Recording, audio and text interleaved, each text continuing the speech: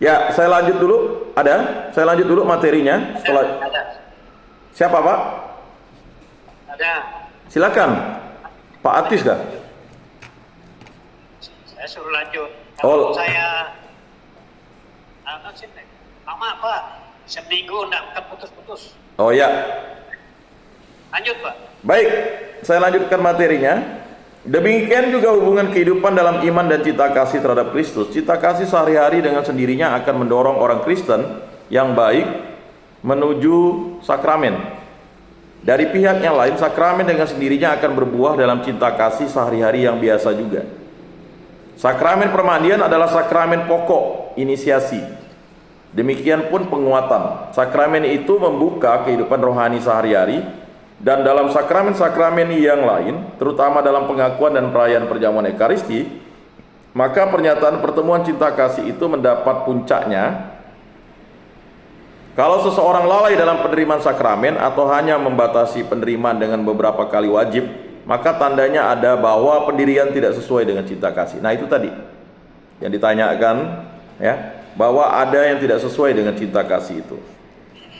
Daripada uraian di atas, ternyata bahwa kehidupan kita sehari-hari sebagai orang Kristen yang baik juga termasuk sakramen pertemuan dengan Allah. Umat gereja Kristus termasuk di dalam kehidupan kita sehari-hari. Gereja sebagai sakramen, sebagai rahmat Allah yang tampak di dunia ini, meliputi segala anggota gereja, baik klerus maupun kaum awam seluruh bangsa Allah. Klerus itu adalah pejabat gereja, ya, semisal uskup, para imam, ya, dan pejabat-pejabat gereja lainnya. Sedangkan kaum awam itu adalah kita. Nah, jadi itulah seluruh bangsa Allah. Roh Kristus menjiwai gereja melalui jabatan, melalui hierarki pemimpin gereja. Akan tetapi rakyat gereja yang bukan termasuk golongan klerus, yaitu melalui karunia roh yang disebut karisma. Nah, jadi ada karunia roh yang dianugerahkan melalui rahmat, itu adalah karisma namanya. Karisma itu berarti karunia rahmat yang diberikan Roh Kristus secara langsung kepada anggota-anggota bangsa suci, bukan melalui klerus. Jadi karisma itu didapatkan melalui Kristus, ya. Yang termasuk karisma terutama adalah kehidupan rohani orang-orang beriman, kehidupan dalam iman dan kebaikan, kerendahan hati dan cinta kasih. Nah, itu yang termasuk karisma, Pak, ya. Bapak-bapak, saudara-saudara yang terkasih, yaitu kehidupan rohani orang-orang beriman. Kemudian kehidupan dalam iman dan kebaikan, kerendahan hati dan cinta kasih, dan serah diri kepada Allah dalam segala kepahitan hidup. Jadi dalam doa pagi itu, ya kan, semoga kami akan berusaha menerima suka dan duka. Jadi kalau kita doa pagi itu, doa pagi 1 itu jelas di situ, ya, di Mada Bakti itu diajarkan bahwa kita, ya, jadi kepahitan-kepahitan hidup itu juga penerimaannya secara tabah itu adalah suatu karisma. Jadi jangan mengukur, ya kan, kesetiaan seseorang itu dari kematiannya atau dari kesederhanaannya. Mungkin banyak orang mengukur, ya, iman seseorang itu, oh kalau dia itu sejahtera itu berarti Tuhan Allah itu memberkati dia. Belum tentu, Pak. Justru dari sakit penyakitnya dan ketabahannya itu. Ingat 38 tahun orang yang, ya, tidur di serambi bait Allah di Betsaida itu. Mengapa akhirnya dia dianugerahkan sukacita, rahmat kesembuhan oleh Kristus? Karena 38 tahun dia berusaha dan berupaya untuk sembuh, dan dia menyandarkan diri kepada Allah. Berarti kepahitan hidupnya selama 38 tahun itu adalah suatu anugerah, karunia, dan ganjarannya adalah kesembuhan. Bukan hanya kesembuhan jasmani, tapi kesembuhan rohani yang diberikan oleh Kristus kepada orang yang 38 tahun di kolam Betsaida itu menunggu-nunggu untuk sembuh. Bayangkan, Pak, bukan Yesus suruh ceburkan dirimu ke kolam itu, tidak, ya kan? Bangunlah, angkatlah tilammu dan berjalanlah. Cukup itu saja. Tapi 38 tahun, Pak, itulah kepahitan yang terjadi. Nah, lalu menjadi pengikut Kristus itu, ya, harus tabah menerima suka dan duka, kepahitan-kepahitan itu. Maka itu adalah karisma yang diberikan oleh gereja, ya kan, oleh Yesus Kristus, ya, sang pendiri gereja, bukan oleh pejabat-pejabat gereja, Pak. Maka karisma itu, karisma untuk hidup baik, rendah hati dan cinta kasih itu diberikan Kristus langsung. Makanya jangan heran misalnya, sama-sama Kristen kok beda. Dia ini rendah hati, ya kan? Akhirnya dia ini pemaaf, pengampun, tetapi sama-sama ke gereja, Pak. Mengapa? Karena yang satu datang ke gereja dengan menyombongkan dirinya dan tidak mau melepaskan kedosaannya, sedangkan yang satu, ya kan, dia merasa dirinya berdosa, tidak layak dan tidak pantas, tetapi Tuhan Allah memandang dia, itulah contoh teladan, itulah dia pemungut cukai yang melihat menengadah ke langit pun dia malu, Pak, karena dosanya. Tetapi Tuhan Allah berkenan mengampuni dosanya karena dia rendah hati. Itulah karisma namanya, Pak.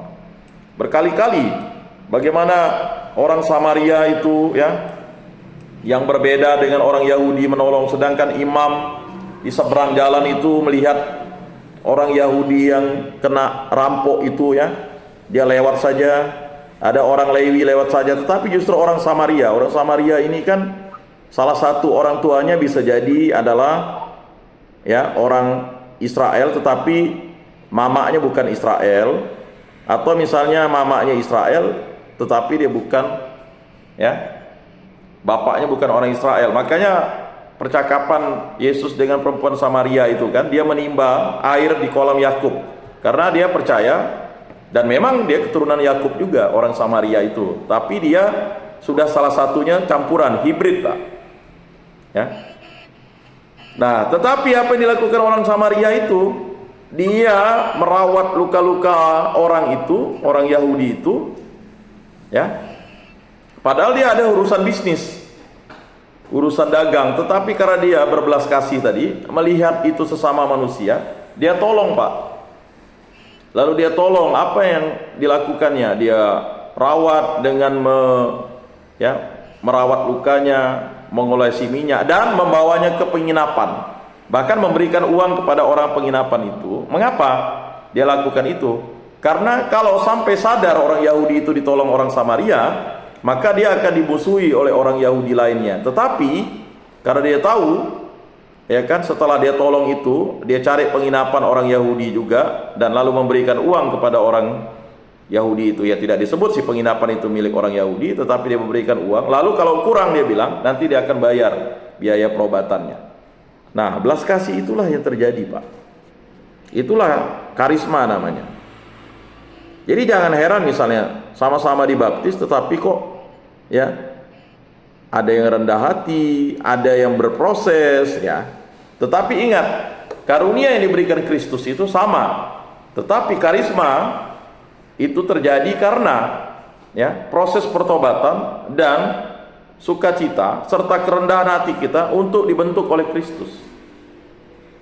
Jadi proses pembentukan kita itu berproses, Pak. Makanya butuh yang namanya, ya, hidup perjalanan rohani kita itu harus dekat dengan Kristus. Orang semakin dekat dengan Kristus bukan semakin sombong, Pak, justru semakin rendah hati dia, ya. Jadi hati-hati kalau semakin dia pandai kitab suci lalu semakin sombong, itu berarti karisma dalam dirinya tidak ada. Walaupun khotbahnya berkobar-kobar, membuat kita itu menjadi bersemangat, tetapi kok dia ini kok tinggi hati. Ya, itu tadi. Ya, dia punya ritual, ya kan, tetapi karisma di dalam dirinya itu, ya, tidak bisa diraihnya kalau Kristus tidak berkenan. Sama pada hari ini, kalau Kristus tidak berkenan menghadirkan kita di tempat ini, ya kita tidak akan hadir, Pak. Maka apapun yang kita lakukan itu karena Kristus. Walaupun dalam prosesnya kita harus menjalani kepahitan hidup itu. Lalu dalam rasa tanggung jawab suami istri terhadap bahagia perkawinan. Nah itu tadi, Pak. Jadi jangan mengatakan Orang yang tidak memiliki harta, lalu dia hanya jalan kaki, suami istri pergi ke kebun, sederhana, tetapi dia setia, ya kan? Dengan istrinya, istrinya setia dengan suami, itulah karisma, Pak. Jadi karisma itu, ya kan? Itu karena kehendak Kristus, kesetiaan terhadap Kristus, makanya dia setia kepada istrinya, kepada anaknya. Ya kan? Berbeda 180 derajat ketika dia memiliki harta. Lalu dia berselingkuh, membenarkan diri di hadapan orang banyak karena istrinya jelek, peot, nenek-nenek, ya kan? Lihat perempuan KP itu, aduhai, bohai, mulus, gleaming, oh seksi, ya kan? Itu bukan cinta, Pak. Itulah, makanya dia tidak berkarisma namanya. Makanya, ya akibatnya apa? Rahmat Kristus itu terputus dalam dirinya. Walaupun dia rajin ke gereja, rajin melayani, rajin berkhotbah, ya kan, rajin menerima sakramen-sakramen, tetapi ketika dia tidak setia kepada istrinya yang telah menerima sakramen perkawinan, dia tidak akan hidup dalam Kristus. Dia hanya menipu Kristus. Ya kan, dia pakai jas, pakai pakaian bagus, ya kan, pancus, wah paling awal datang ke gereja. Kalau ada orang misalnya bersalah, dia langsung memberikan nasihat, tetapi ya nampaknya dia berkarisma, tetapi itu bukanlah karisma. Jadi ya kehidupan rohani kita, rendah hati kita, cinta kasih kita, serah diri total kita kepada Allah, lalu kita bisa, ya kan, menjalani kepahitan hidup itu, ya. Dia lebih baik tetap menjadi pengikut Kristus ketimbang dia misalnya harus pindah iman untuk mendapat jabatan dan sebagainya, atau untuk mendapat perempuan atau laki-laki lain dia tetap setia kepada Kristus. Itulah karisma namanya, Pak. Ya. Nah, karisma itu akan diberikan Kristus kalau kita bertobat. Nah, makanya seseorang yang bertobat itu dia akan memperoleh rahmat Kristus, dan rahmat Kristus itu akan hadir dalam dirinya.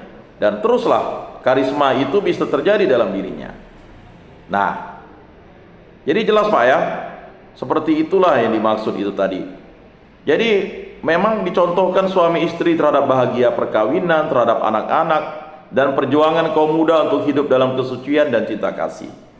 Jadi bapak-bapak, saudara-saudara yang terkasih, ya, kaum muda juga diajak untuk hidup suci. Jadi sebelum menerima sakramen perkawinan atau berkat perkawinan itu, hendaklah dia tetap perawan dan hendaklah dia tetap perjaka. Ya.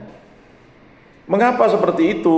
Ya, karena itulah karisma namanya. Nah, dalam semangat berkorban, pemuda-pemuda dan gadis-gadis yang berpantang nikah untuk hidup sebagai tanda tujuan alam semesta yang fana ini menuju keadaan tetap yang mulia di hari akhir. Nah, jadi ada umat inti seperti biarawan-biarawati, ya. Sampai ada yang mengatakan rugilah kalau tidak menikah, ya kan? Sesuai kitab Kejadian beranak cuculah. Tetapi balik lagi ke perjanjian baru, Pak. Yesus katakan ada yang tidak kawin karena memang tidak bisa kawin karena dia cacat dalam kandungan ibunya. Ada yang tidak kawin karena keinginannya sendiri. Dan ada yang tidak kawin karena untuk, ya kan, kerajaan Allah. Nah, itu.